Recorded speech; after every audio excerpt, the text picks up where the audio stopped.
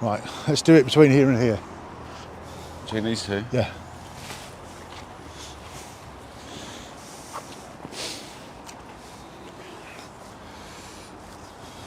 We'll go that way.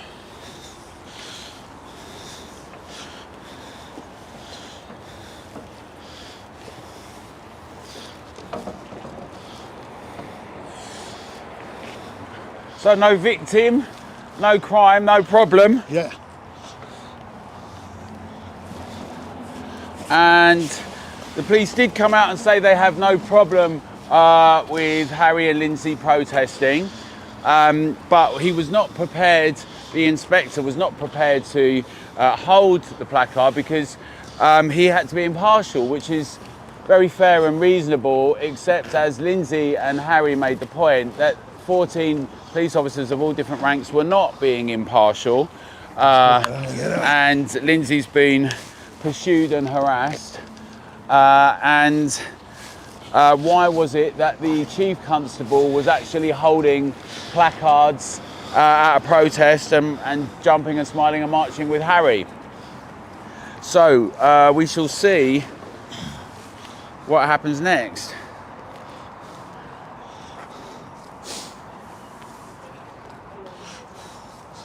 Excellent. Right.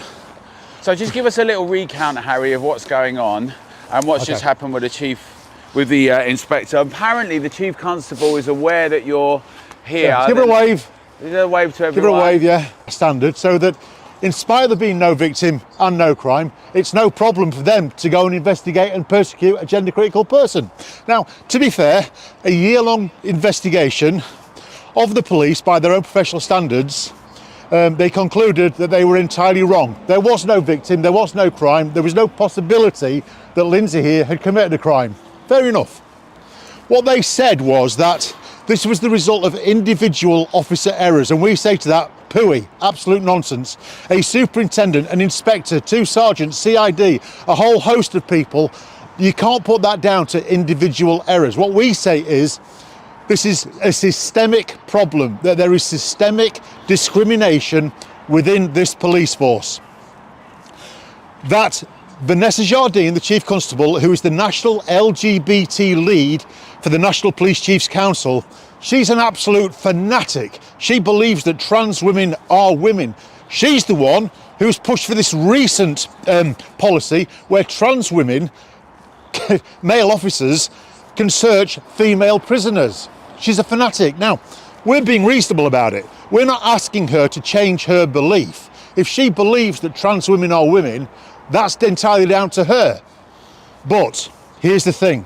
We need her to guarantee that never again will this force investigate a woman like Lindsay or any other gender critical person because they don't subscribe to the nonsense that trans women are women. For free speech, and that never again will there be a police investigation of a tweet where there is no victim, no crime, so no problem. And what we're going to do, we're going to stay here today until she comes down. She could put an end to this once and for all. Just come down, smile, hold the sign, and go back inside and catch some real criminals. But if she doesn't do that, well, we're going to create a few problems. And there we are. Thank you. So Lindsay, how are you? What's your feeling about what's just happened and how they've had, spoken, what their response has been? It's a completely unsurprising response, to be honest with you. I wasn't expecting them to bow down so easy, to be honest with you. So I was expecting a fight to be on our hands today. We'll just have to wait and see what happens now. But in my opinion, if they're not going to come down and simply hold a reasonable sign that says they protect my right as a lesbian woman to be critical of gender ideology, an ideology that is being cast out in my name as a lesbian woman, then it just goes to show that they aren't as impartial as they like to pretend to be. And just remind everyone, because we're on the live stream now, so just remind everyone the course of events, because this has been going on for some time, right? When did it all start? Talk us through it. November of 2023, wasn't it, Harry? Yeah. I got an email from Newcastle United Security Complaints saying I was under investigation for a hate crime for malicious communications. I'm quite a proactive individual, so I literally got on the phone to the police immediately to see what was going on. They couldn't see anything about me being under investigation. This went on for a week. I had multiple phone calls with the police where they said I wasn't. I had conversations with the club where they said I was, and then after about a week I eventually got the slip through my door, which was an investigating PC who called me in for an interview under caution for a hate crime, and that was when I was fortunate enough to find myself with Mr. Miller here. So I don't think if I had never found Harry, then I don't know where I'd be at the moment. And this saying that these hate crimes, Harry, like this sign today says no victim, no crime, no problem. What is going on with the police and hate crimes and this kind of treatment? There's this weird definition of hate. This weird definition includes any form of antagonism or dislike or ill feeling or ill will. So if you're antagonistic towards the prevailing belief that has been adopted by the police force, for instance, in this case it's the idea that trans women are men, then they see this as a hate crime and they investigate it as a hate crime. Now, it doesn't go anywhere because there's no victim, there's no crime, no problem. But the punishment is the process, okay? That is it. The process is the punishment. Lindsay's gone through it. I've gone through it. The Daily Telegraph writer, Alison Pearson's gone through it. And unless you've been through it, you don't know how stressful it is, how it destroys your confidence, destroys your life, destroys your relationships and your family on occasions. And we're very concerned that at some point, somebody is going to get a knock on the door for tweeting something, expressing an opinion that the police don't like, and they're going to commit suicide. That is my genuine concern, that there's going to be blood on the hands of a chief constable. So all we want is for the chief to come down and guarantee to uphold the law. That's it. Yeah. We're not asking for very much indeed. Anyway, I think that they're just going to ignore us if we simply stand here with a sign. So I think we might just step it up a little bit. Well, before you do that, it'd be interesting to see what you're going to do. But I want to just talk to you about this a bit more. And by the way, for some reason, the Chief Constable seems to have come off of X. So it does look like on the one hand, she was very proud of some things and posting and doing stuff. Like, as you say, in terms of the LGBTQ plus points, but now doesn't want to be engaged in a public debate about this. It does seem strange, and I take your point on board about it's terrible for someone if they were to commit suicide and the problems they go through. But this is impacting everyone, isn't it? The public, because if you say the process is the punishment, if people self-censor or don't say things, or they say things and then all this happens to them, that just suffocates free speech in Britain and expression, the ability to say actually what you think is the truth. And I think many people would agree. I think that, man, it is, people wanted to talk about science quite a lot for the last few years and evidence, but what we have evidence for. So you've got a few people screaming that you can't say these things. It seems to have impacted the institution of policing at the police college in Hendon, the police chiefs. Quite a lot of rank and file are nervous about it. They don't really feel comfortable, it seems, about it. He was very reasonable, by the way, I thought.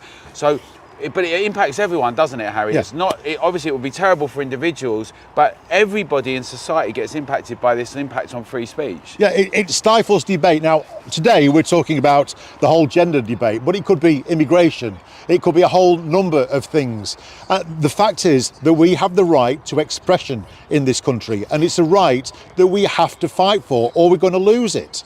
Now, we've been to the court, we've been to the High Court, we've been to the Court of Appeal. We've won the fight in the courts. The problem now is with getting the police to understand this.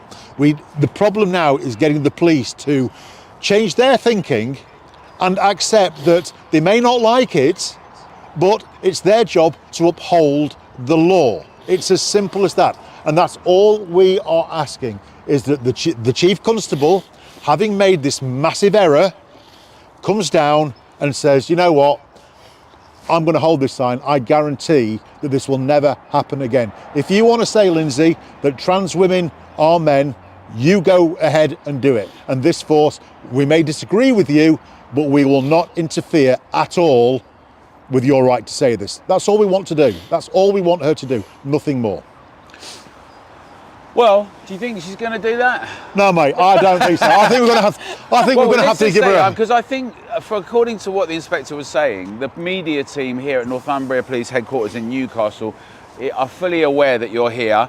The BBC apparently have called them. Their press release went out with together, and we are FairCop, notifying everyone this was happening. I think that when the public get to hear it, this is what's so weird about this situation, right? You'd think after this exchange, whoa, entirely reasonable, right?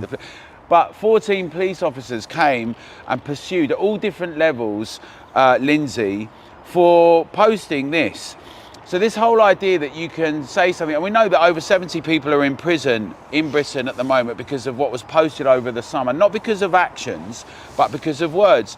And we also it's got to be said that our Prime Minister is saber rattling somewhat, saying he's going to possibly conscript people, send people to Ukraine to defend borders and sovereignty. I'm not sure about democracy, but when he can't do defence borders and free speech in Britain and people are being imprisoned for saying things. So when JD Vance says things like that, or Elon Musk posts about it, and they all start saying, oh, it's all terrible, it seems that some people don't want to have a debate and discussion in society, and the police are being weaponised. It's not without fear or favour. It's some things are allowed to be said by some people, and that's the two-tier moment, right? The idea that you can say some things, you can chant something. Some people have done all sorts of things, as well as gone beyond saying things, right? As we've seen in protests over the last couple of years.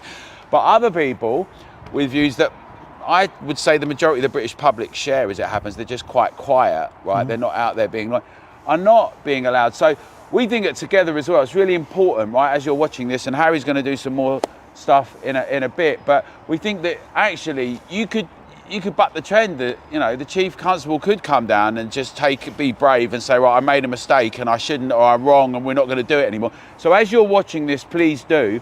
But also everyone at home watching this now together and elsewhere, make sure you let your MPs know about this, and councillors, the votes are coming up in May. Make sure that you tell your PCCs in each of the areas. We'll make sure we write to the police chiefs and the Home Office. This is not okay. And there's going to be a turning of the tide that's happening, and people are very concerned about free speech in Britain. And what happened to you, Lindsay, is unacceptable, because you're brave and courageous, but it takes a toll on people's lives, right? Yeah. And that's why we all need to have our voices heard and encourage everyone to do it and stand up, because then there's far less possibility of all this going on. Because it sounds like, guys, that there's this kind of capture of senior police officers, right? That's what it's sounding like with this ideology. Is that right? Yeah, absolutely. I mean, the police got embedded with Stonewall back in sort of 2016, 2017. They allowed Stonewall to write policy documents. They allowed Stonewall to give a definition of transphobia, which the last time I looked was anybody who even questions the notion of gender identity. Well, all of that is an affront to reality, but even greater than that, it's an affront to free speech.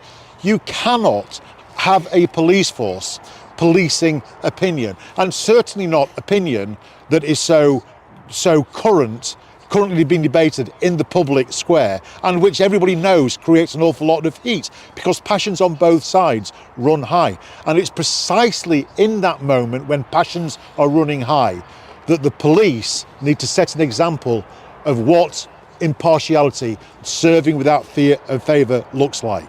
That's it. I mean, the standard that I always use is Her Late Majesty the Queen. What did she think about any of this? We've no idea. Because in all those decades of service, not one time, really, did we get a clue about what her personal politics were. And it's interesting, every police officer makes an oath to the sovereign to uphold without fear or favour.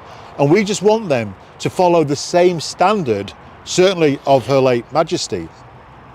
We don't need to have a clue what your personal belief system is. There is one locus of control, and that is the law. The law. That's it. So until the police, and in particular Chief Constable Vanessa Jardine and Northumbria Police, learn that lesson, we're going to continue with a campaign until they learn. Now, the simple thing to do is to learn it immediately. Come down and hold the sign. We're inviting them to do that right now. Come on down, hold the sign. We'll be gone. Happy days. The alternative is that we just stay as a complete bug up your ass until you learn to comply. As simple as that. And like the thing is, I know certainly I always use the yardstick if you go up my mum's street and talk to people there, because like that's like everyday problems with everyday people. That people are not talking about people's views on this generally. What they're saying is we've got burglaries, there's shoplifting, we've got incidents and issues, attacks on the street, our cars, and people aren't coming. You had 14 police officers dealing with this, but we can't seem to be responses. We'd send an email or a post or a communication a week later if there's a burglary. Basically, you've got to have a gun these days if people are going to come, or you've got to post something about trans issues or about Islam, it seems like. That's That's it. We've now got a political police force. It's simple. 14 police officers decided that saying that was a crime and acted on the basis that it was a crime. They are absolutely crazy. They're not fit to be police officers. They're not fit to serve. They don't understand the meaning of the law. Training is not going to cut it. They're being led from the top down. You know the old saying that the fish rots from the head down. Well, in the case of Vanessa Jardine, she's a rainbow trout. And this rainbow trout is rotting from the head down, right the way through the whole of Northumbria Police. And because she's the NPCC lead for the whole of England and Wales, her rainbow troutism will be rotting right the way down through every other police force as well. And so somebody's got to do something about it, Alan, and that's why we're here. Great. And I know, Harry, that you get contacted by a lot of former police officers and current police officers who are not happy with what's going on, right? People feel uncomfortable about this. It's not like there's a whole hoorah, let's all get behind it. Tell us a bit about that. How have rank and file officers, from your point of view, what do you think they're thinking about some of this stuff? Rank and file officers know that this is complete nonsense. Nobody joined the police force, or very few people joined the police force because they wanted to become, thought police officers, that they wanted to promote trans ideology or whatever. They joined the police because they want to snaffle collars. They want to catch burglars. They want to lock up the bad guy. They want to have car chases with people who've stolen cars. They want to do all the stuff that we expect a police officer to do. That is the vast majority of police officers. The problem is at the top with senior command and with the odd officer who's very often they're involved in some form of community engagement. They become a specialist in either race or LGBTQism or something, and they have an adverse effect on everybody else. They police the police, and therefore the police police us. That's what's happening. So these activists, they need driving out of the force. And the code of ethics is very clear. You cannot have even an association with something that would cause a reasonable member of the public to question your ability to police with impartiality. Now, Northumbria Police fail that test straight away. They are up to their neck in rainbow. They are up to their neck in trans. They've got a dedicated officer, Amy Tapping, who I've debated actually on LBC a number of years ago. And she'd make a great politician. She makes a terrible police officer. If you want to engage in politics, if you want to change the law, that is a noble profession. It's a great thing to do, whether you're left, centre or right. Just don't be a police officer. Leave that to people who want to uphold the law as it is, not change the law for a better version of society.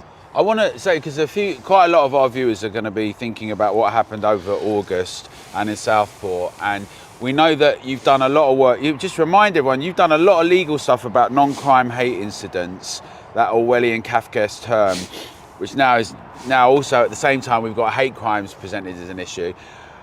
But we've seen a situation where our Prime Minister, it looked like weaponised the situation of free speech and the judiciary, where a lot of people just accepted guilty pleas, where people like the Free Speech Union and others encourage people not to do that. Yeah. Just because this is much bigger than, this is obviously a really big issue and important, but it's much bigger than just this issue. It crosses a number of areas, doesn't it? As you were saying, transphobia, Islamophobia, these terms that are used, but across the board, questions of borders, migration, integration, whatever it might be, and often the term far right and extremist are used.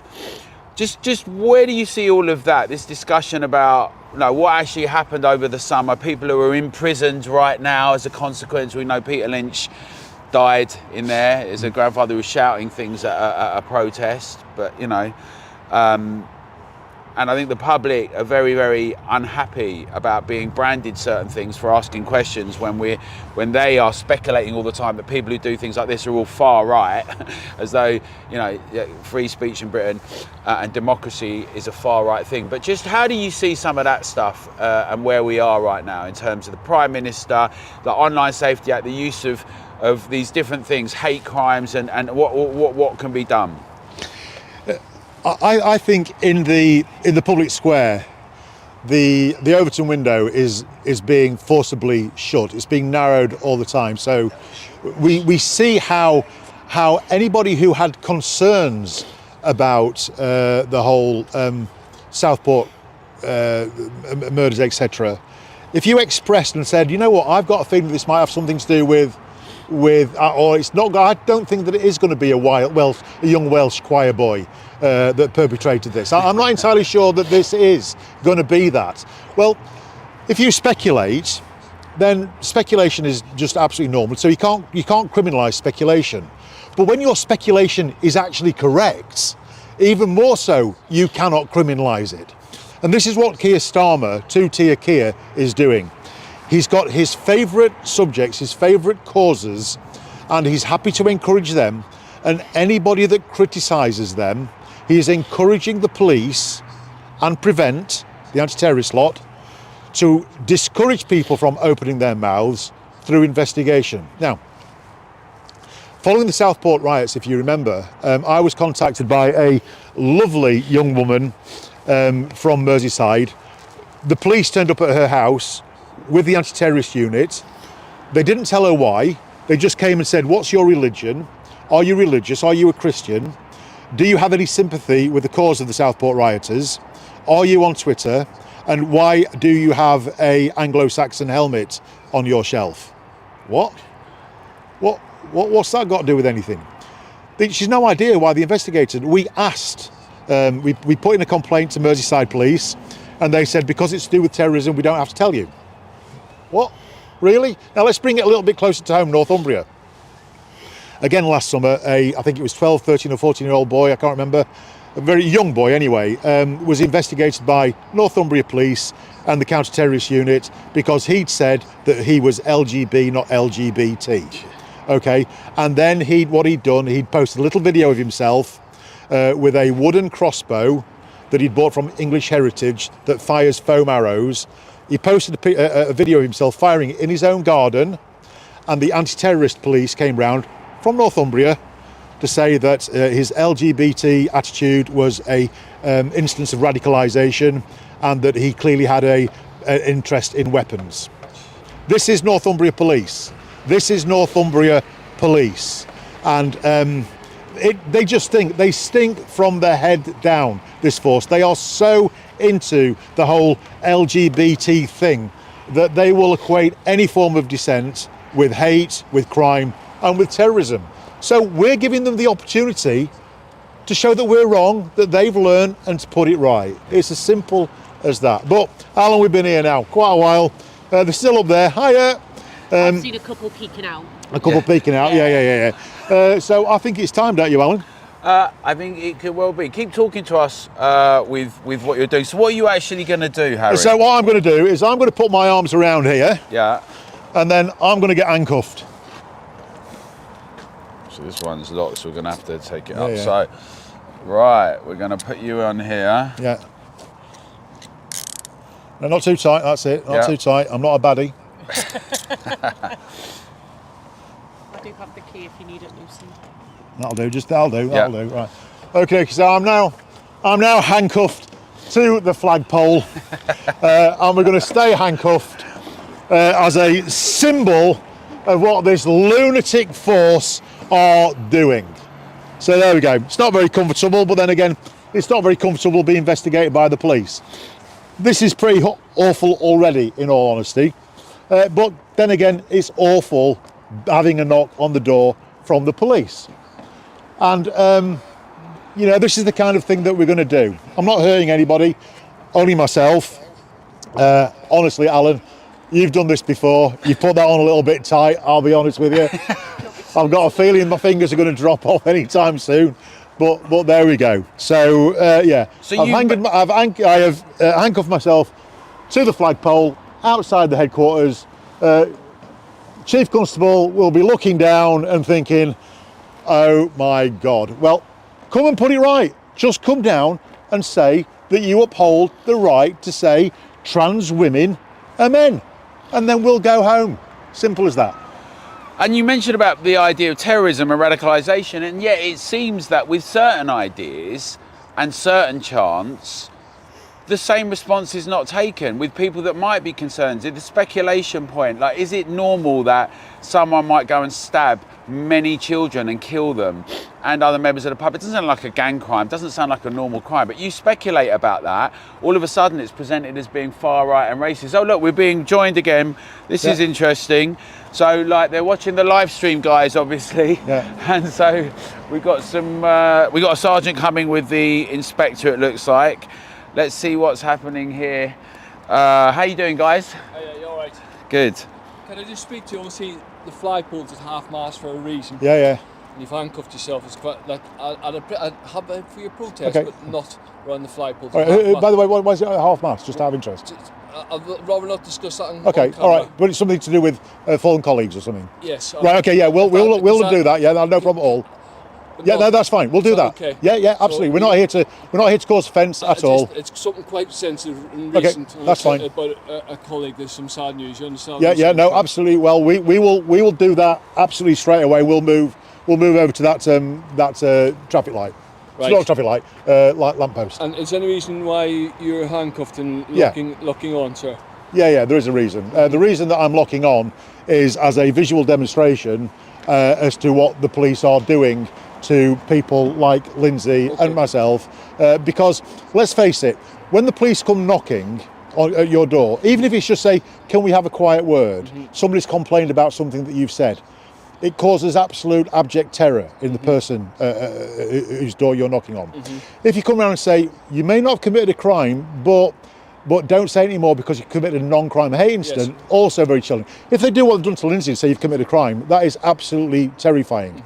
So we just wanted to do a visual representation of what is going on, that you are in effect clamping us, you are silencing us, and the chief has got an opportunity to come down and put it right. We'll be on our way. Can I ask you, as we've discussed, just take yourself off the flagpole? Yeah, I can do that. That's no problem at all. Do you need a hand to do that? No, they've got keys. They've got keys. Okay. Yeah, that's fine. We've got yours. Yeah. We just go on the lamppost Keep on the other stream side. going. Yes, keep the stream going. And then at least you can loosen Yeah. him a bit. Do you think it's going to be possible that she is going to come No, down? and just join need us? to do one, mate. Only need to do one. Yeah. You The see, tightest one. I'm not. My hands are cold. Sorry. Mine are freezing. Yeah. Do you want to have a go at this? I've not got. See, you can see I've not got loads of experience putting handcuffs on and off people. Just furry ones. Right. There we go. Well That's done. it. Good job. Right, let's move over to here then. Yeah. Yeah, because we definitely don't want to. Well, let's do it. This one then. Yeah, this one. Yeah, that's lamppost. Yeah. This one, okay, mate? Yeah. Yeah. He's not going to say it. All right. The banner away from the flagpole. You want the banner away from the flagpole? Okay. All right. Yeah, we can do that. Thank you. Yeah, we can do that. You probably want me to do that. Go on, and you all do if that. your Yeah, hands yeah, are yeah. cold. What's Yeah, your we can do thoughts that. about all of this, Sergeant? I don't have any thoughts on this. Look at that. That's a really interesting response. The sergeant doesn't have any thoughts on this. Now, that's the sort of response we like to see in Britain and in Northumbria.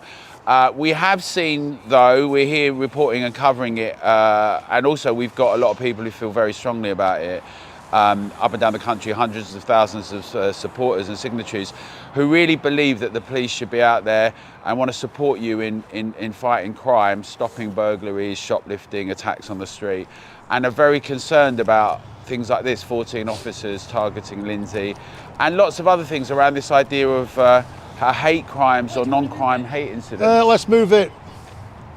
Where do you want to move it? Thank you very much. Thank you. Okay, yeah. Kind of difficult, isn't it? So Let's do it between this and this. Yeah, yeah. Between this and this, yeah. Although with you, yeah, because we can't do it that way because we'd be blocking the bike lane, wouldn't you? Yeah, we do it between this and this. We can. Yeah. So they're definitely watching the live Give us stream, a little guys. bit, a little As bit they're more. putting this up, I'll say, it's little bit more, interesting, mate. as soon as we put that up, I mean, it may well be that they've just been looking, but I think you're watching the live stream.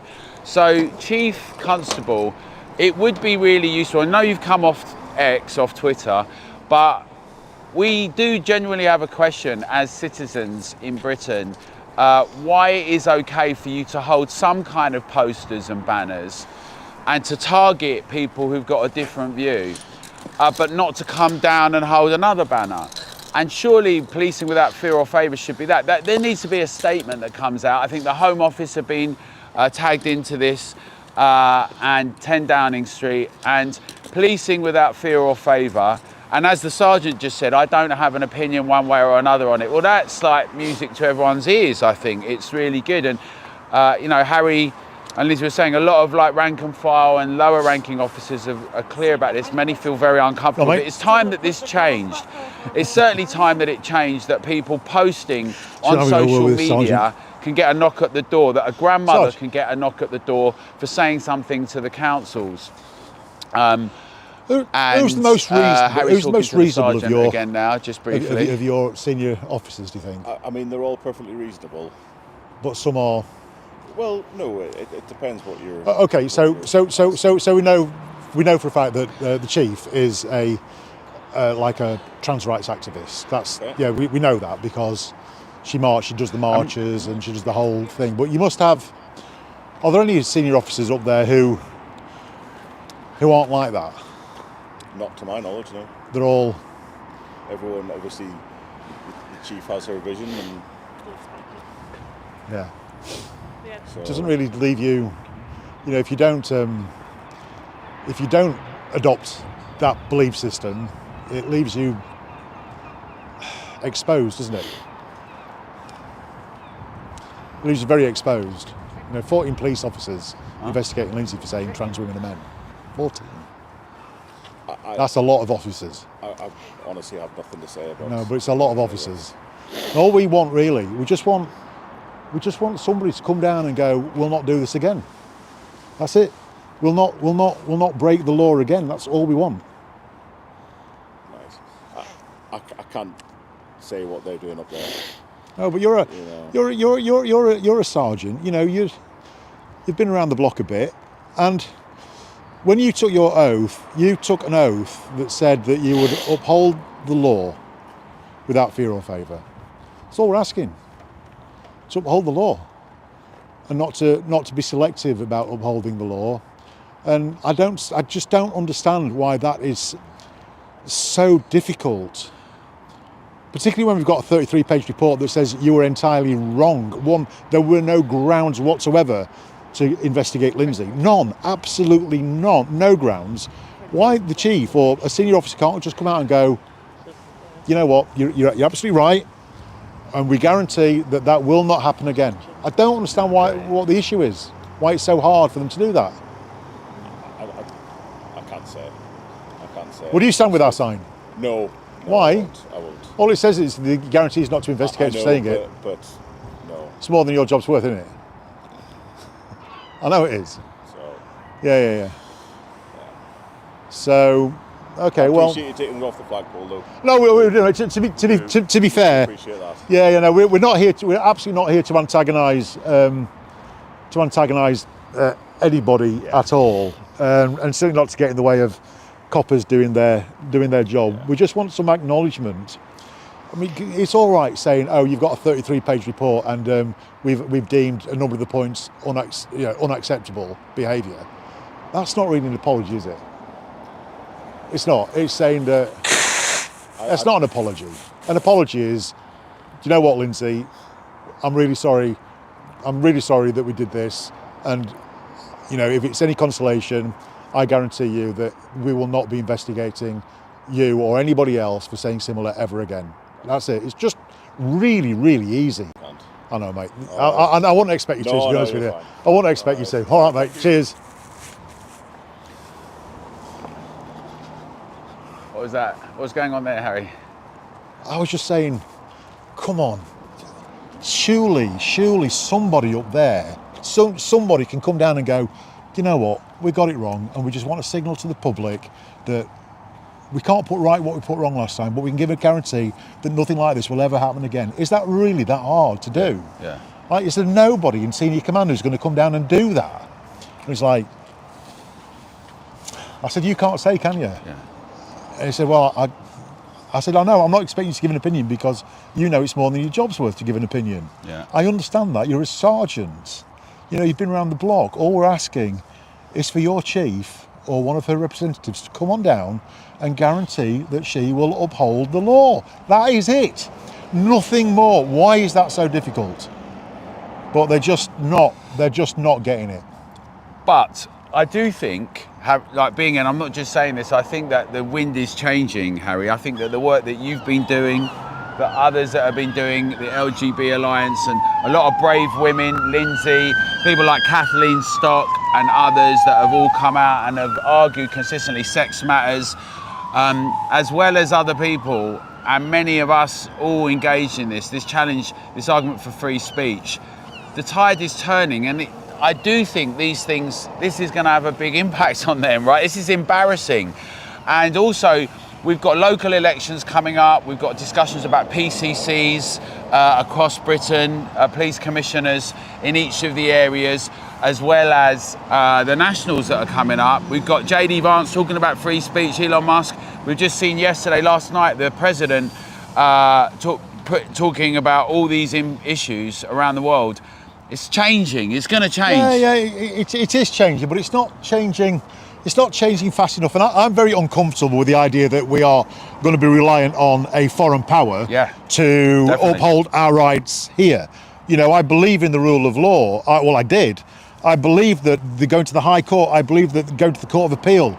I believed honestly that would sort it, and I don't understand why this lot of political idiots, because that's what they are, politically obsessed idiots. They are a British version of the Stasi. That's what they are. They are not doing it out of choice. They're not doing it. They're not complying because they think they can get away with it, and they think they are ushering in some form of brave new world, and eventually the law will catch up and declare that they were on the right side of history. Well, screw that. We don't need you to be on the right side of history. We need you to be on the right side of the law now. Now. Not as it's going to be one day, now. Right, get me strapped back up again. Here we go. Right, not too tight this time, mate. Just give it first click. Look at your poor wrist. First, that's it. And I know you've got a thought about direct action more generally, Harry, haven't you? That many people, you know, if they're not happy about things, people could, and this is something that together we'd support, that people would go to their local police stations, to their PCCs, to the councils, and to hand in petitions saying we're not happy about this, to say we need to have free speech, and maybe even to be inspired by this kind of work you're doing, Harry, and to have the police understand that the community, the citizens are key in all of this. Yeah. I agree. I mean, this is the last thing that I wanted to do. It's absolutely the last thing that I wanted to do. But we're going to have to do something. So, you know, we'll be here for as long as it takes today. I'm not going to martyr myself today. I'm not going to sit here, you know, for the next God knows how many days until I starve to death. I'm not doing that. But what I do plan on doing is, if we don't get any luck today, then we'll come back another day, and on that day we'll do it maybe for 2 days, and then maybe we'll come back another day, and we'll maybe do it for 5 days or a week, and maybe one day we'll come here and we'll just say, right, we're not going until that you've done this simple thing. We're not asking a lot. We're not asking for the release of hostages. We're not asking for a ransom. We're not asking for a law change. We're not asking for anybody to be sacked. We just want a guarantee that this chief constable will come down and guarantee to uphold the law as it is. That's it. That's it. It's so easy, for fuck's sake. And Vanessa Jardine, Chief Constable, why would you not come down and say what we're going to uphold the law. English law? And Go on, yeah, mate. of course it is. Yeah. I mean, we're having a chat. You know, it's interesting because you can't speak, right? Yeah, okay. All right, yeah. Because we're going to talk to some public in a bit as well, and we're going to like, yeah, Did we're you? going to. Oh, oh, well, there you go, mate. I don't know why you would want to go and watch the tour when there's plenty of season tickets at somewhere. Oh, that's provocation, isn't it? He's teasing it. There's a bloody Sunderland fan there teasing you, Lindsay. Doesn't get any worse. I tell you what, you're not the Chief Constable in disguise, are you? You're not the Chief Constable wearing a good-looking suit, are you? I know every chief constable with every family in there. We work for. Yeah. Yeah. But I think we want to see them. So, well, With all the years, you see more and more like it does seem like two prison. so we can't be film the individual because he's doing whatever. But like, Yeah. it's all right if I say what you said. He's saying there's over the years they're seeing much more of a two-tier response. Some things are treated in one way and some are others. I think that's a general feeling that the British public have got at the moment. They're not happy about, they want to see the police treating everyone the same way. There shouldn't be one treatment for one view. Every industry there's good and bad in everything, but there is some really, I know some really, really good cops. Oh, yeah, so do we, yeah. You know what I mean? Yeah. Do you know what? We call ourselves FairCop because we believe that the vast majority of police officers are decent, hard-working people who want to catch criminals, lock up the bad guy, and make Britain a safer place. There's just a few nutters that are rotting the entire system. I mean, should we talk a bit about this as well, Lindsay? Because we've been talking a lot about the policing. Thank Cheers, you, mate. mate. Thank you for support. Have a good one. Have you got any message to? I mean, obviously you're an avid football fan. I mean, this all came about because of that. And we're seeing, by the way, things like this in the music industry. And just to say, there's been people who are trying to persecute Danny Rampling. And don't think because we've been a little bit quiet on this that things aren't being done. And shame on you to start slurring someone who's a veteran, who's kind of given a lead to dance music, to positivity, to all of the things we now see in Britain and around the world culturally from that point of view. To now start saying someone's far right because they happen to DJ at a place or were going to DJ at a place where people with different views, who by the way are elected MPs, people like the leader of the opposition, Kemi Badenoch, whatever you might think of her, or Nigel Farage, whatever you might think of him. By the way, his party seems to be leading the polls at the moment. But tiny few people, agitators, think it's not acceptable if you're going to DJ somewhere where people who support democratically elected people and the majority of the British public who support something, that somehow you're beyond the pale and you shouldn't be in London, as though they should say who's in London. It's not acceptable, and you should watch yourselves because we're going to all be doing lots to challenge these things, these attempts to silence us or to have a cultural revolution where you cancel people. We're not going to allow it, right? So watch this space. But just back to football, because I see the football, I'm passionate about dance, music and hospitality and entertainment. Lots of people are passionate about football in Britain.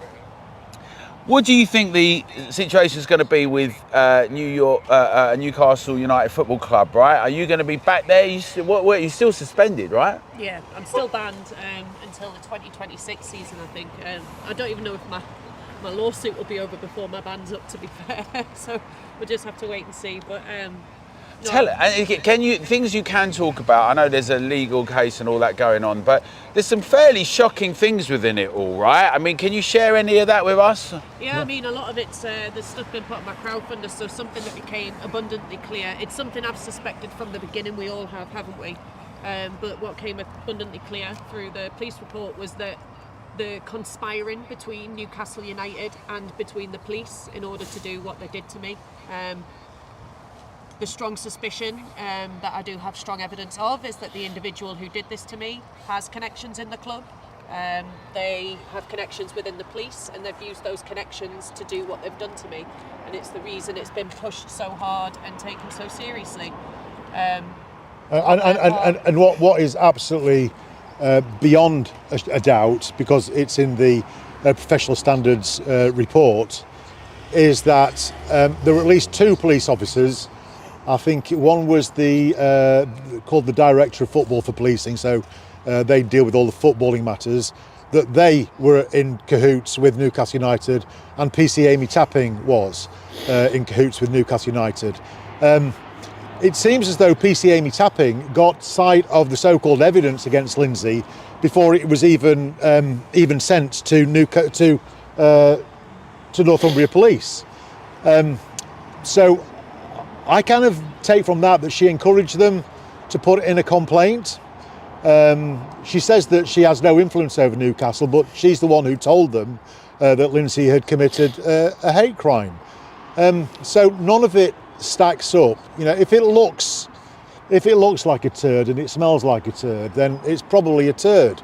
And that's what's happened here. The communication between activists within Newcastle United and activist police officers stationed here, the evidence is incontrovertible. It's right there in black and white. And that kind of conspiracy, we say it's not only wrong, I would go as far as say that it's criminal.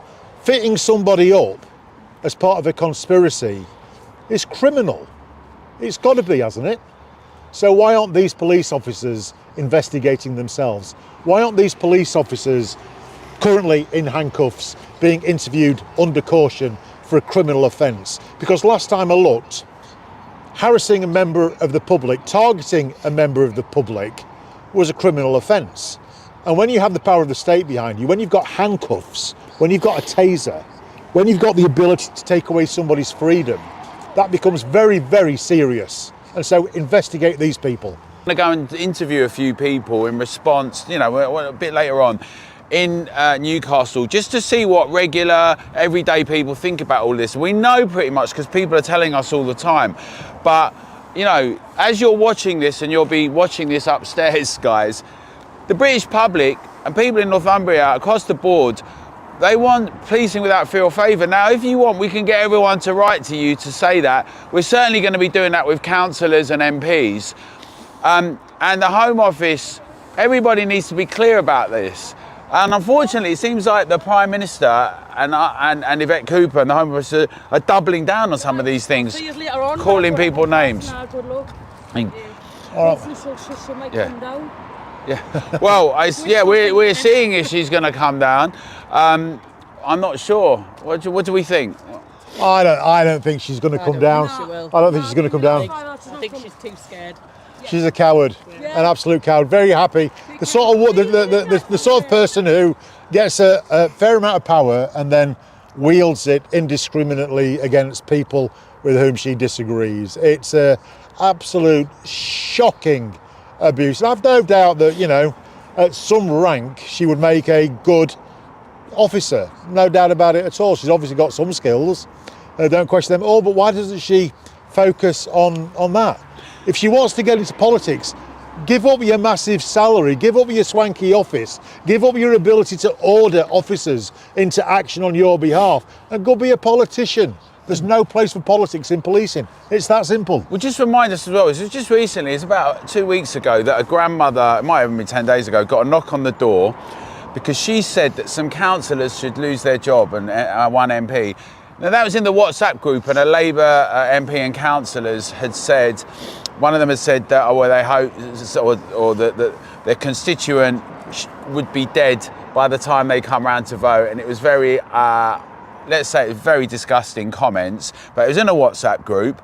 But then this grandmother had posted that she thought that they should lose their job. Yeah. And she had the police come and knock on her door. Yeah, and what was interesting about that was they said, we just want to have a word. You've not committed a crime, but we just want to have a word. We just want to let you know that a politician has complained about your tweets. Now, the normal person goes, oh my God, what do you mean the police have they just want to have a word? Well, what they're doing, they're taking the just out of justice and leaving us without justice at all.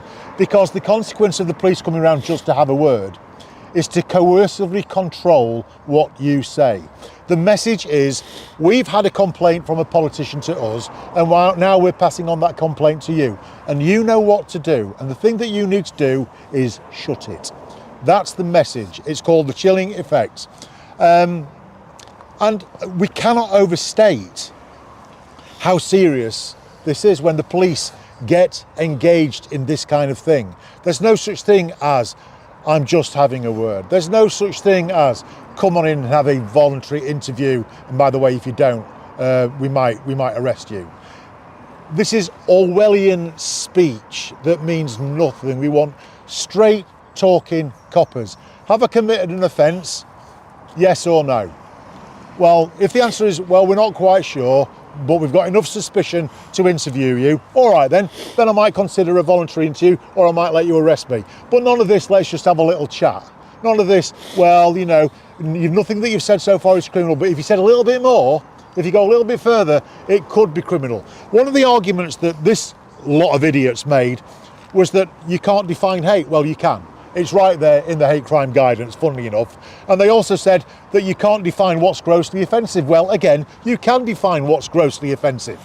You can, absolutely. They're not doing it because they like lazy policing. They like political policing. And they think that they've got a license to scare the bejesus out of people who express a contrary opinion. Well, I'm here to say that I ain't scared. There's one person who needs to be scared, and that's you, Vanessa, because we're not going away, and we're going to stay a bug up your ass until you comply and learn to obey the law. This is not funny. And if I'm sounding a little bit ratty, it's because these things are no fun. And there's 1,000,001 things I would rather be doing than doing this. I've been doing this now for 6 years. I'm now in my 7th year of doing this. And all we want is the police to obey the bloody law. It's as simple as that. We've seen, you mentioned Alison Pearson earlier from The Telegraph. We'll all be familiar with, as you say, it's very, very chilling when, you know, I remember like the street I used to live, if the police come to your house, everyone's looking, you're all like thinking, oh my goodness, what's going on? Particularly when you can't get a police officer for a burglary and everything, it must be serious when they come into your house. But you guys are well known, right? Alison Pearson's a well-known person. This is the thing, right? If they can come and do it to Alison Pearson, the sense is they can do it to anyone. How would we encourage everyone to get out and defend free speech together, write to MPs, protest, campaign, lobby, organise, join up with everyone.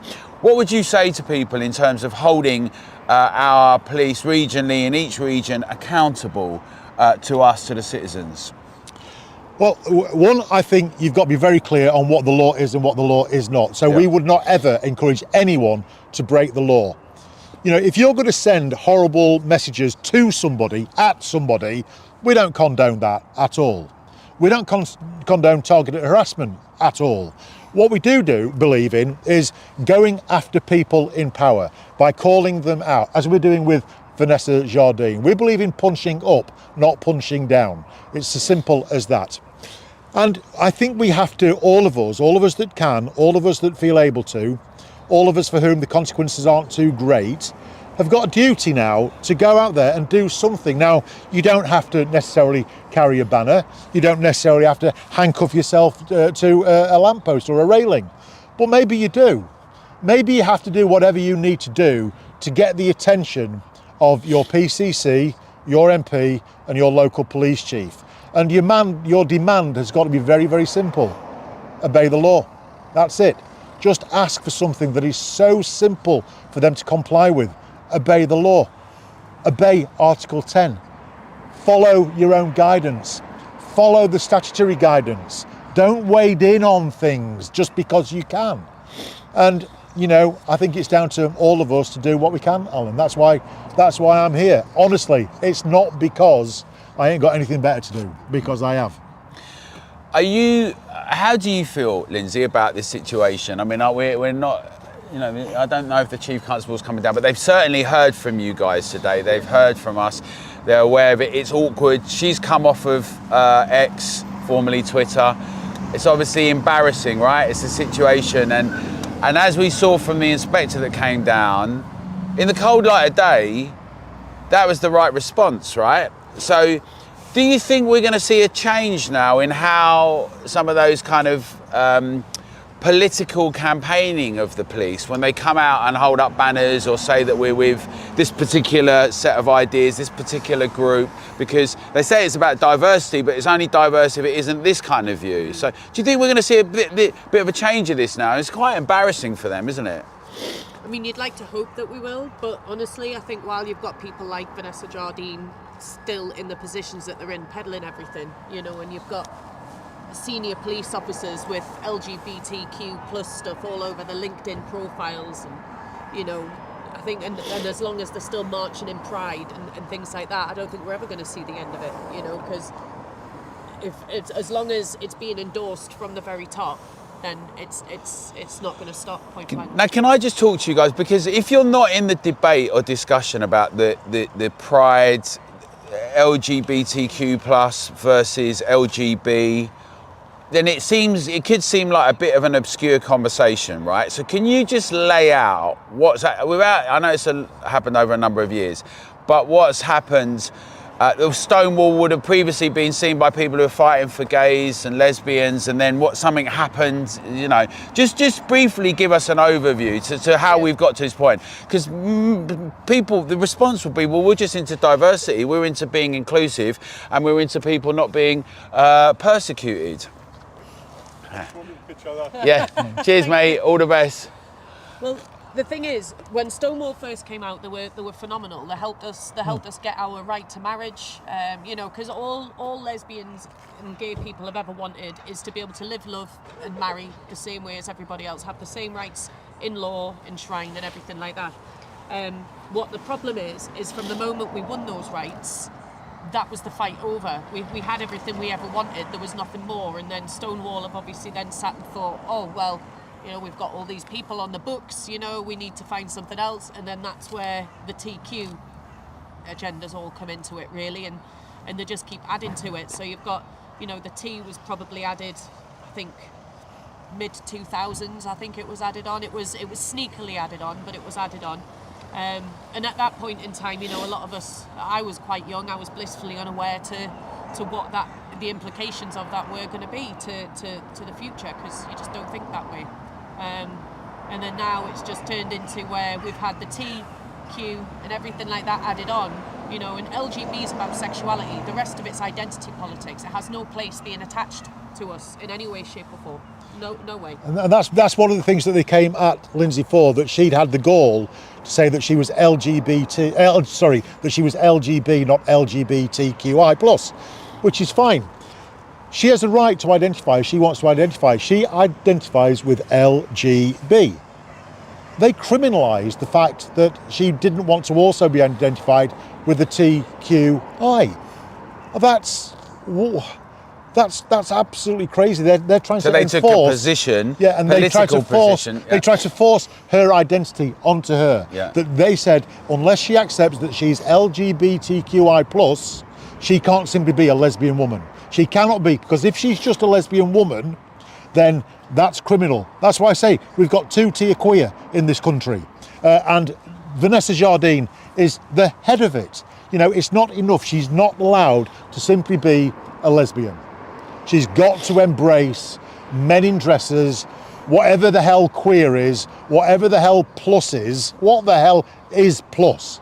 Can somebody explain to me what plus is? LGBTQI+. What is it? Well, I'll tell you what it is. It's an absolute con. A complete and utter con. And if you want to believe in fairyland and fairy dust and unicorns, that's fine. I have a real problem when the chief constable believes in that, and I've got a massive problem when the chief constable starts forcing that on a lesbian woman who has not committed a crime. Why should she not be able to say, I am a lesbian, without having the chief constable say, no, you're a lesbian, gay, transgender person? When you hear these stories, you have to pinch yourself, right? Because it's so shocking that what's happened and I think it was made up sometimes. You just think this not possible, right? In Britain, you know, you grow up in Britain and you think, how is this even possible that this is going on? It's gone so far.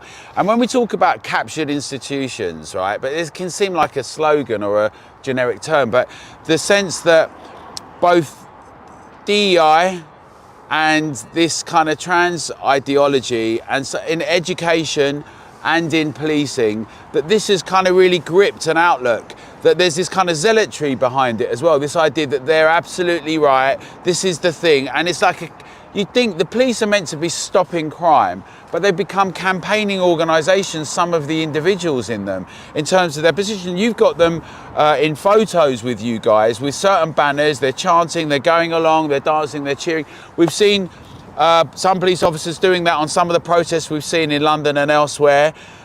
You think that's a massive problem. And then pursuing citizens.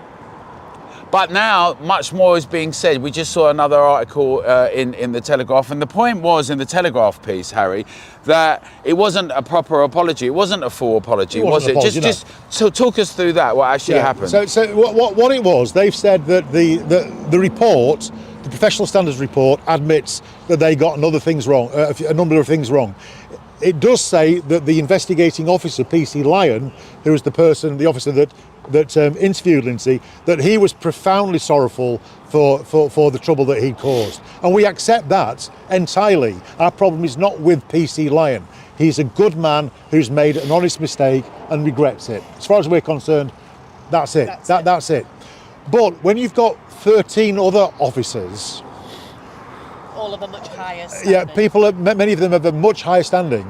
Then what we want is for at the very least, the most senior of those officers to issue a personal apology, not an inferred apology within a report, but an actual apology. Dear Miss Smith, we accept. We've looked at the evidence and we accept that on this occasion we got it terribly, terribly wrong, and we are so sorry for the distress that was needlessly caused by our force. Please accept our profound apology. Is there anything that we can do to put this right? That's a proper apology. That's the kind of apology we would go, that's grown up. Yeah, we can accept that. Well, I'll tell you one of the things you can do. How about you and I, Vanessa, go down to Newcastle United and you explain to Newcastle United with me there that all your reports of her being a hate criminal were all wrong.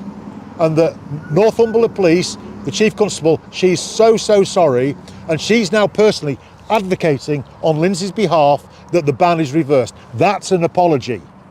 So, that is an apology, and that I don't think is too much to ask. So here's your opportunity, Vanessa Jardine, to come down, Chief Constable at Northumbria Police here at Newcastle, at the police station, the headquarters outside. Come down. You've got an opportunity now to make this right. You could go to Newcastle United Football Club and to say we were wrong about the treatment for Lindsay and that she should be fully reinstated there, and they got it all wrong and they're truly sorry and it won't happen again, and they're not going to keep again, What you really want to see happening across the police, I mean, obviously there's your case, Lindsay, but across policing in the United Kingdom is that they do not do this, that this ceases and desists now. That's right, isn't it? Yeah, it needs to stop. And this is a perfect opportunity for Vanessa Jardine to come down and go, do you know what, guys? We got it absolutely wrong. Thank you for your service. Thank you for the support that you gave Lindsay, because the horror show that it could have been if you had not helped her put it right. We acknowledge this. We are so sorry, Lindsay. How about you come and have a little ride in a police van? We'll nip down to Newcastle United and we're going to put this right. Yeah. And by the way, what are you doing next weekend? Because you come in the box with me, because I'm going to show that it's right. That's an apology. Yeah. And also what you're actually talking about is upholding the... You're not asking them to do... You're asking them, you're insisting, you're demanding, and we're supporting you to uphold the law. That's it. Isn't that what the police are meant to be doing? Now, you know, when I first did that sign, I did a sign that said the Chief Constable says trans women are, daily reminder, trans women are men. And I thought, no, because that would be wrong, because I don't want to enforce our belief system upon her. Yeah. As they've tried to do. Yeah. That would be wrong. It would be just too much.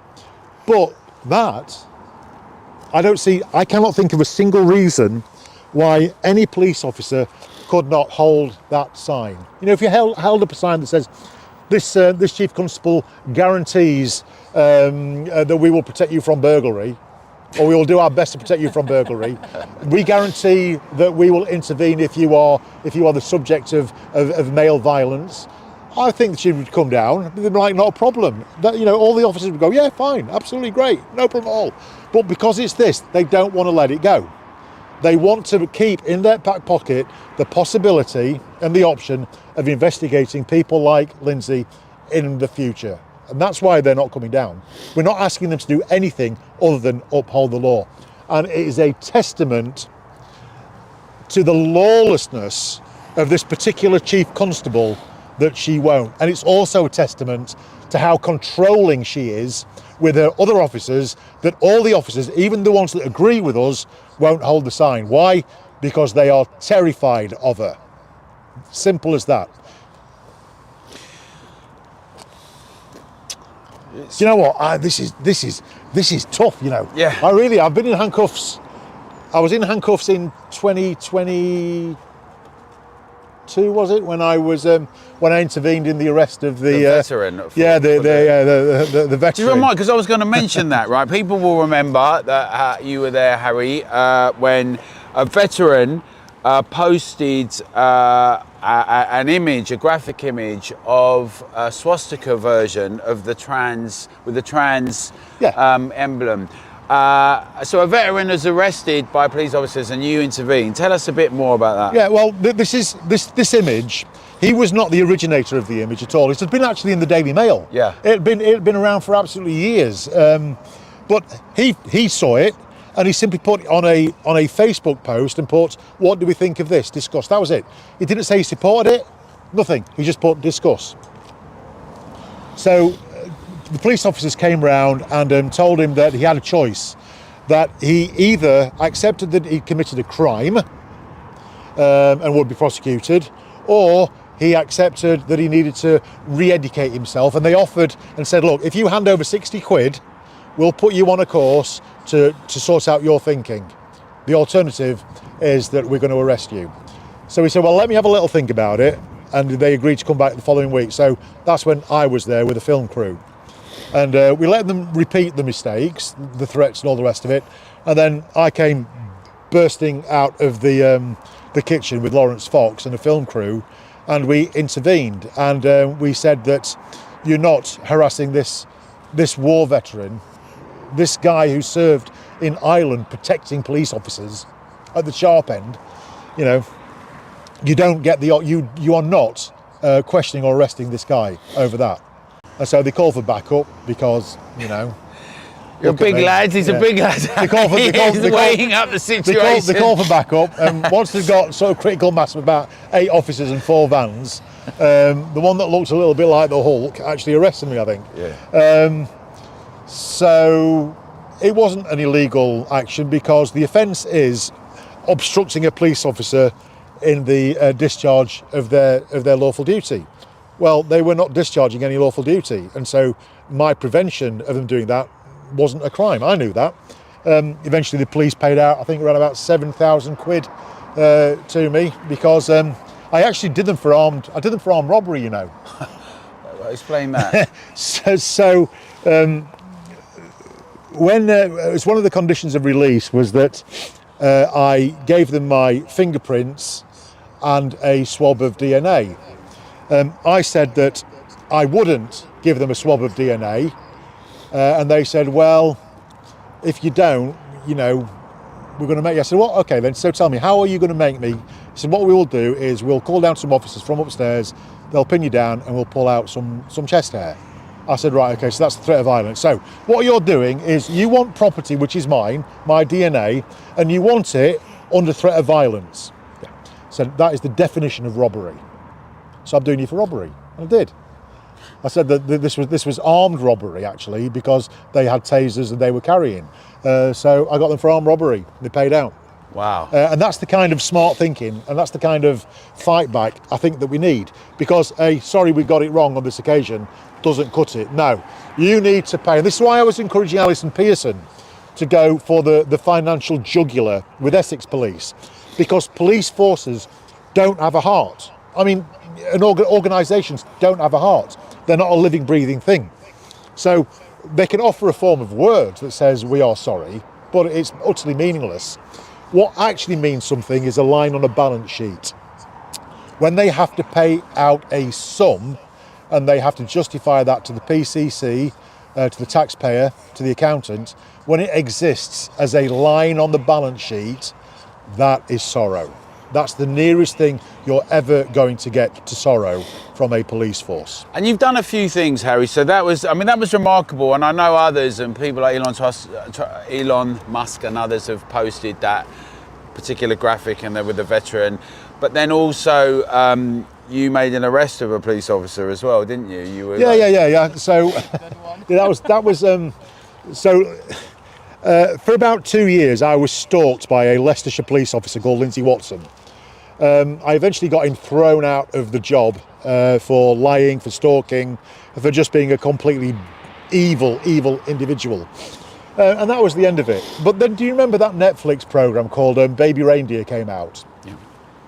So I watched this, and what's interesting about it is that the relationship that the main character had with his stalker, that you almost felt sympathy. There's almost a Stockholm syndrome thing going on there, and I felt the same. I was like, I found myself worrying about my old adversary. I was worrying about Lindsay Watson's mental health and would he find another job, and I mean, it's unreasonable that I was worrying about it, but I was worrying nevertheless. So I wrote a critic article, an article in the Critic called My Police Stalker. And what I did was I said that, just to be absolutely clear, my stalker was a man. I was stalked by a male officer who identified as a woman. I was not stalked by a woman. And so what Watson did, he got hold of Lincolnshire Police and used the Online Safety Act and said that I was spreading misinformation about his sex and that this had caused him great psychological damage, and the police came to arrest me. Like, what? Are you utterly insane? And so I used section 2 of the 1997 Protection from Harassment Act, which says if there are 2 threats of violence in the harassment, then this becomes a indictable offence, a more serious offence. And with an indictable offence, there is a power of arrest for a member of the public. So when this officer threatened me twice to arrest me if I didn't cooperate, I took that as 2 threats of violence. So at the end of the interview, I said, right, I'm now invoking my rights under PACE. I'm now arresting you for the indictable offence of 1997 harassment. And the look on his face was absolutely priceless. He said, but you can't do that. I said, I just did. You're arrested. I said, take me to the custody sergeant for processing. And he said, I'm not taking you anywhere near the inside of this police station. I said, well, in that case, take me to the front office and get me a constable, because I want you processed. Anyhow, they called down some officers. 4 of them came down, 4 officers. And they, of course, they immediately let this sergeant go. And they told him to run and hide in the police station away from scary old me. And then, of course, I've put in a complaint against the force. And at the moment, the result of that is pending.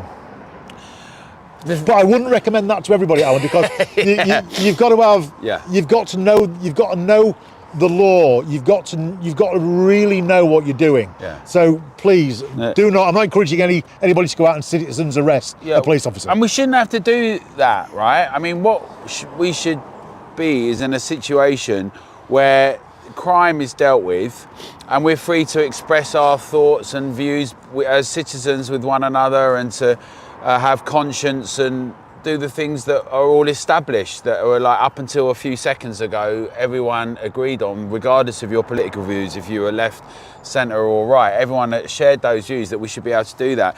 It's only very recently all these things have happened and we're in the midst of it, and that's why we need to make our voices heard.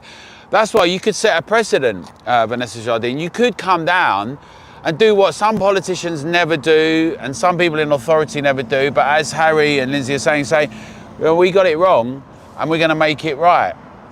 It would mean going against some of the campaigning you're doing, it looks like, but, you know, leadership from the top, it would be good and inspiring, and a lot of the country would support that. But we've seen this across the board in different police forces. This is not just Northumbria Police, is it, Harry? You've got lots of FOIs in. Tell us a bit about that. What's going on? Well, we've put in a load of FOIs about non-crime hate incidents, for instance. So the rationale for non-crime hate incidents is that if the police collect these NCHIs, non-crime hate incidents, that they can analyse them and they can predict where a hate crime is likely to be committed. Yeah. Right, well, it's a dodgy premise, but okay, we'll take you as your word. But of course, this depends on them doing analysis. Now, we don't believe they've ever done any analysis. So we've put in freedom of information requests to every police force, asking them to when did you last do any analysis of FOIs? What were the results of those analyses, etc. And the answer, as you might imagine, from so many forces so far is, well, we don't do any analysis. We don't do any. Well, in that case, why are you collecting non-crime hate incidents then? Because they are predicated entirely on your ability to analyse them, make sense of them, and stop and prevent hate crime. If you're not doing that, and you're giving them out like confetti, then it's because you found another use for them, and they have. The use that they have is that they put you on the naughty list, and they generate a chilling effect on free speech. It's got nothing to do with preventing hate crime. It's got everything to do with keeping us quiet. Now, you've gone to court and you've challenged these things, you've got legislations passed, but there's still tens of thousands, hundreds of thousands of incidents across the last year. Tell us a bit about that. Where are we with it all? Well, it's getting worse, and it's getting worse not because the law isn't clear or not because the guidance isn't clear. It's getting worse because they choose to make it worse. This is a political choice. They do it in the name of protecting the vulnerable. Trans people aren't particularly vulnerable. I remember North Yorkshire Police published a statistic that said 1 in 12 trans people are at risk of murder. No, they're not. Not at all. That statistic is so far wrong. There have been, as far as I can tell, 2 trans murders in the UK in the last 12 years. Two. Let's just compare that with the 2 women a week who've been murdered this week, last week, and every week since records began. Okay, so they are confecting a crime. They're comparing it to the genocide of the Jews. That's why we have this awful, disgusting Trans Day of Remembrance. They're appropriating what happened to the Jews, and they want us all to sort of be silent and light a candle for all the poor trans people who've been murdered. It's a lie. They haven't been murdered at all. What happens under the trans ideology, when you really get to the bottom of it? It's a death cult. It's a body modification cult. It's a cult that destroys childhood, that destroys bodies. It's an identitarian cult, and it's an absolutely disgusting cult. But the police have adopted it. And we need them just to stop. We need them just to get back to doing what policing is about, which is keeping the king's peace. It's about protecting us from criminals. It's about maintaining law and order and doing it to the best of our ability, without fear and without favour.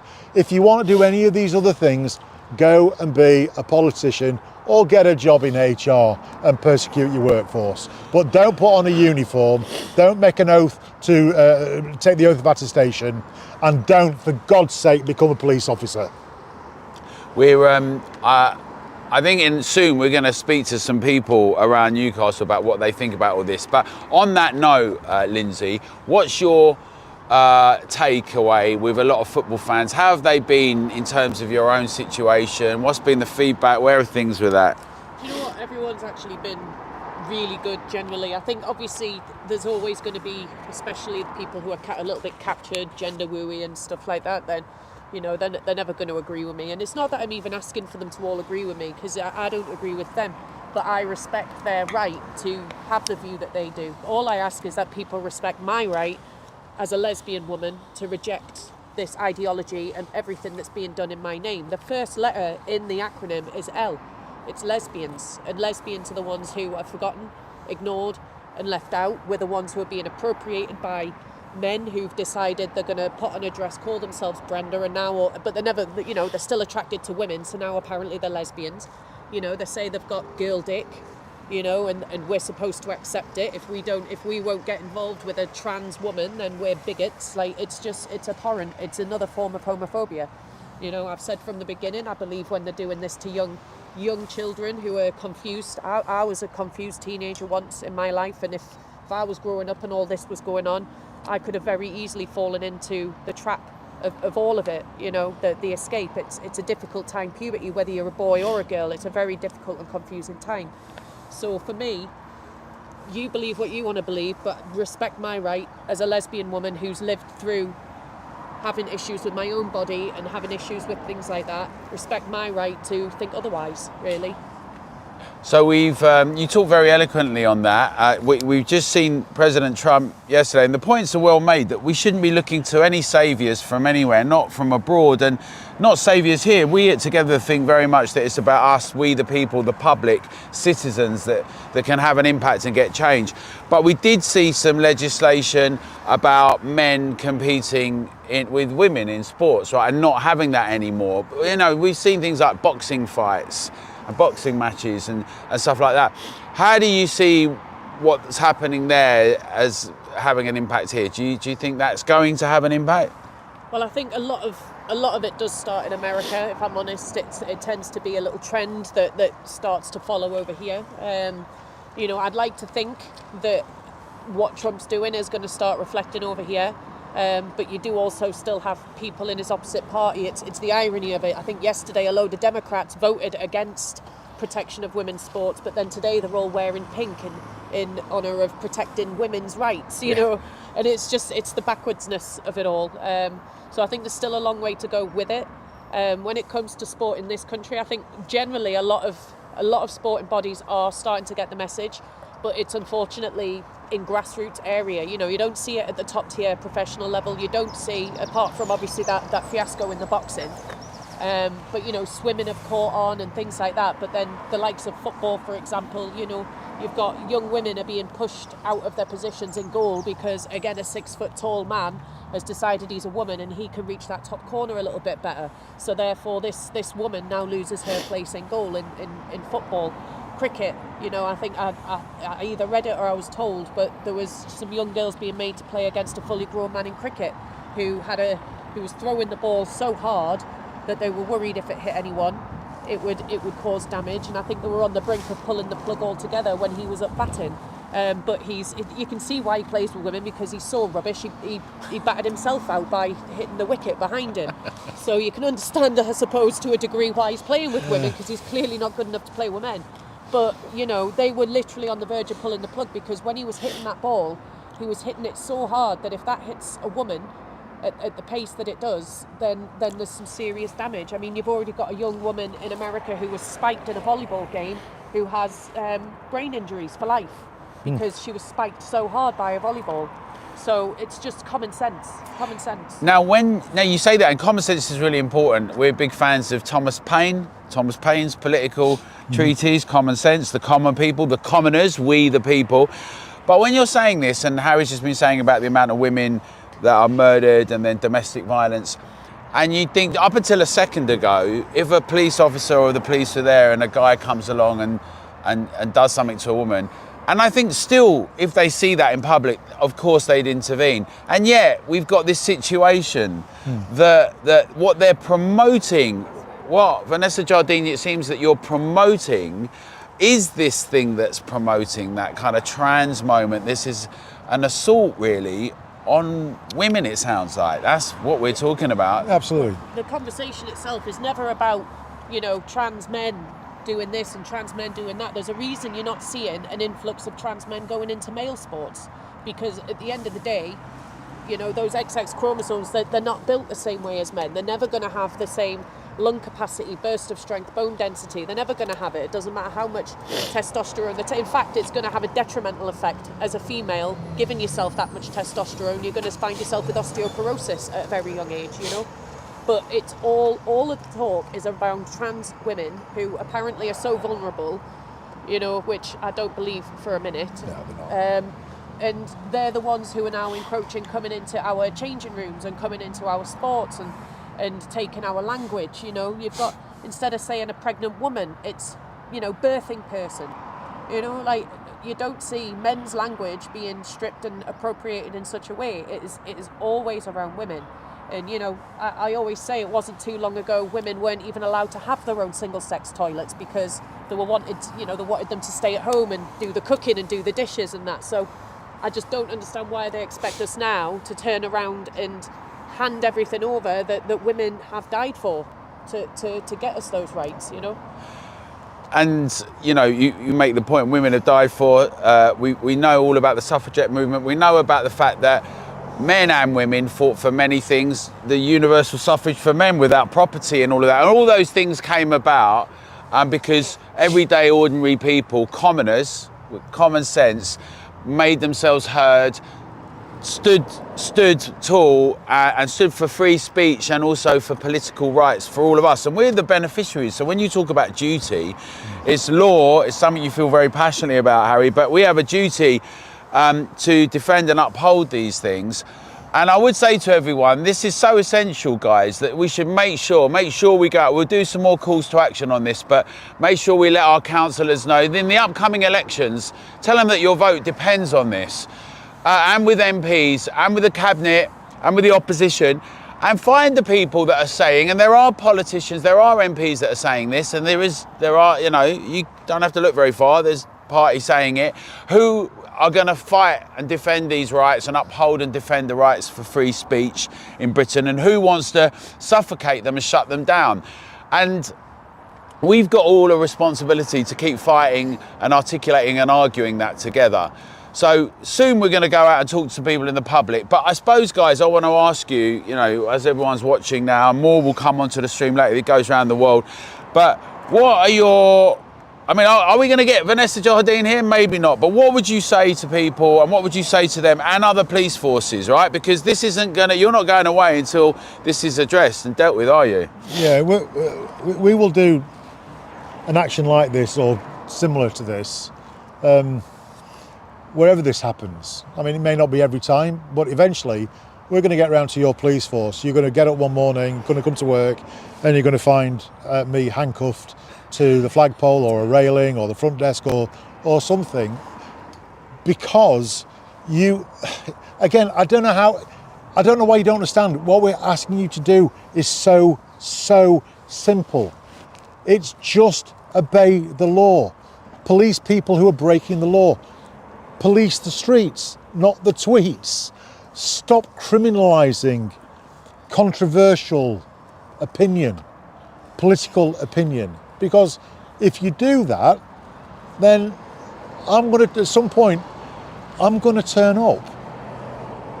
And you really don't want me turning up at your police headquarters.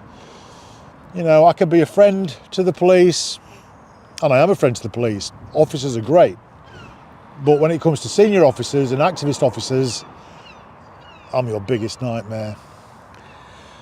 And direct action, very important. I mean, we've seen this with our own relationship with farmers and farmers to action. Direct action, getting results from supermarkets, getting results and responses from the public. Keir Starmer, who's been telling us that perhaps we're going to send troops, British boys, men and women, to Ukraine, but runs away from farmers to address them democratically, isn't prepared to uphold free speech, in fact weaponises it, weaponises the judiciary around two-tier, is not prepared to defend borders and then weaponises that. We need to have a reckoning in Britain, guys. We need to address these issues about us being able to speak freely, to congregate freely, to be able to expect to have policing without fear or favour. And what the guys are doing here today is really essential. Lindsay and Harry, we are FairCop and others. We all need to stand together. We're going to be doing much more with them on all of this as we continue. We're going to speak to some members of the public and get some responses. And really, there's still an opportunity, Vanessa Jardine, to come down. Are you going to come down and speak and address this? Are you going to hold up this banner? And maybe you want to give her an opportunity to even do it on social media as well. If she takes a picture or makes a statement, are we going to see a statement from them? We'll see on the live stream if any statements are coming in. We got people getting responses. Yeah, I don't know. I mean, the thing is, she's backed herself into a position, because I know for a fact the second she comes down and holds that sign, then all of the trans rights activists are going to turn on her and say, you've just made Northumbria unsafe for trans people. That's what's going to happen. That's the insanity of their internal logic, and that's how they justify everything. So I don't expect her to come down, but I can't honestly, because we're not even saying we're not saying, oh, we're not gonna do this. We're gonna turn against the trans lobby. No, just come down and say you're not going to persecute Lindsay anymore. Yeah. So final question, just for the stream, a message to Yvette Cooper or the Home Office about what should happen, because in the end, the police still kind of answers to the Home Office, doesn't it? I mean, like, who's making the rules? Yeah. I mean, the police operate at arm's length, but ultimately, the Home Secretary is the boss. We're going to escalate this, and eventually, we're going to be chaining ourselves to either to the big pole outside Scotland Yard, or maybe outside the Home Office itself. And you can stop all that. You can just tell police to obey the bloody law. It's simple as that. Tell them to obey the law, and then we'll go away. We'll find something better to do. I don't want to be doing this. I really, really don't want to be doing this. So you can stop it. Issue an order to police officers to obey the law or lose the job and the pension. Simple as that. And well, of course, what you could do is just give me a buzz and put me in charge. I'm more than happy to come and be your policing minister. And I guarantee, I tell you what, I'll not even take a wage for the first 3 months. I'll do it for free, and just let me go in there, and I'll have a big meeting with every chief constable, tell them the rules, and that'll be that. I'll do it for free. First 3 months you've got for free. How about that? That sounds like a good deal, and it might be that whether they take you up on that or not, it might be that there's a new opportunity for you there, Harry. Have you got anything you want to say to people across Newcastle or across Britain just about this, like a kind of a final message for this particular live stream that you want to share? Yeah, I mean, I know a lot of people are afraid to speak up. I know a lot of people that do so, especially women, do it behind anonymity online, and you really can't blame them, to be honest with you, given the aggressive nature of the cult of trans, to be honest with you. But I think the more of us that are speaking up, the more acceptable that it is becoming. I think we have got them starting to run for the hills a little bit. They can see the tides turning. The gender woo is on its way out. I mean, it's never going to go anywhere like all cults, and unfortunately there's always going to be the followers and the believers. But we all just need to, whether you agree with it or not, we all need to stand together and fight for each individual's right to have that freedom of expression and freedom of belief, and not villainize everybody just because they've got a different point of view, or a different political leaning, or a view on immigration or anything like that. It goes across all areas. It's not just around gender. It's this tribal attitude that people have got around everybody has to think a certain way, because if we all thought the same way, the world would be a very boring place indeed. Oh, I think this is a really good point for us to just pause on this thing here, which is that, we're in the spirit of Voltaire, that I would die for your right to offend me. And we've got to make sure we're clear with everyone that, and this means hearing all those ideas we hate and find really disgusting, because we're adults and we can thrash them out and we can work out what we think about them, because we can exercise our own judgment and our autonomy. And those that want to shut us down think that we're all barbaric and stupid and savage, and we shouldn't be allowed the freedom to make those moral choices. And we need to kick that into touch. In the same way they said, hands on heads, go in the corner, do as you're told, as we saw through all the lockdowns, and they called people, the majority of the British public, names because of their views about whether we should be part of the EU or not, and how we've continued to see them call us names about asking questions, whether it's about net zero and low traffic neighbourhoods and low emission zones, and calling people far right for protesting against those things, or on a range of other issues. That whole attempt to suffocate us, shut us down, to criminalise non-crime hate incidents and hate speech, to say you're being hateful, all of that. We now need to all stand up. We need to do what Lindsay and Harry's doing in our own way, in our own communities. We're going to come back on this. We're going to have calls to action, petitions, submissions, local police stations, to local councillors up and down the country, to MPs and to the cabinet. This is unacceptable. It needs to end now. We need to unite with everyone in solidarity, and we need to stand together. Let's make our voices heard. We're always stronger and better together. Thank you very much, guys. Well done. Good stuff.